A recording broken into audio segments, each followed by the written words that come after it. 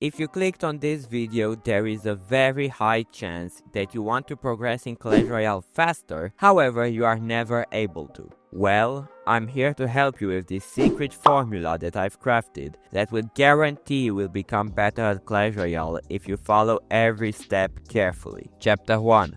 Deck Selection.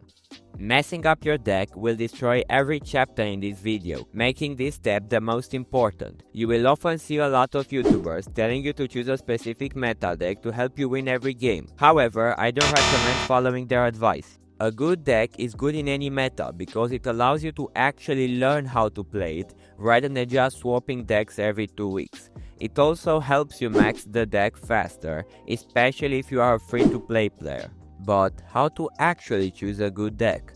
Well, the easiest way is to choose classic decks that have been popular for a very long time. You can find these decks really easily on the internet, so I won't really cover this today. However, if you want some examples, the 2.6 Hog cycle, the Log Bait, the 3.0 Expo cycle, and the classic Golem Beatdown deck are the most popular. Chapter 2. Counting Elixir. I know, this topic has been covered here on YouTube a ton of times. However, people still don't really understand how to properly count their opponent's elixir, and this really pisses me off.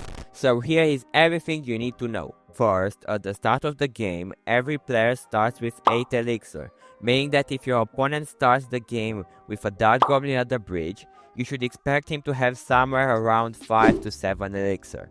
Yeah, but how can I do this the entire game? Well, here is the trick that most pro players don't tell you. Try associating the elixir bar with yours. Let me explain. Let's say that both you and your opponent have 10 elixir, and he places a golem and you place a P.E.K.K.A. What does this mean? This means that he used 1 elixir more, meaning that he will have 1 elixir less than you. You can repeat this cycle until you have a difference of, let's say, 5 elixir. And that's when you know you can go with a push. It really isn't that complicated. However, many people still don't understand it. Chapter 3. Learning Interactions. By learning interactions, I don't mean learning very complicated Magic Archer King Tower activations that not even pros can do first try.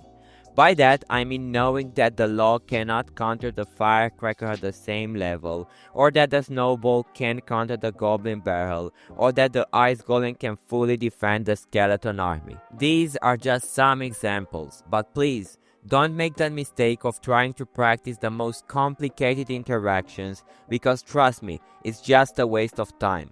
Chapter 4. Take Action. Just like in life, if you don't try, you can't win. If you want to push more, you can't play classic 1v1s all day and expect to magically grow in trophies. To do so, all you need to do is to grind the ladder until you reach your milestone. Pushing a lot isn't recommended because it can make you play worse, so I'd recommend taking breaks every hour or so. If you're still here, I know that you are dedicating to growing and getting better in Clash Royale, and I respect that. You are already doing more than most Clash Royale players who just play the game normally.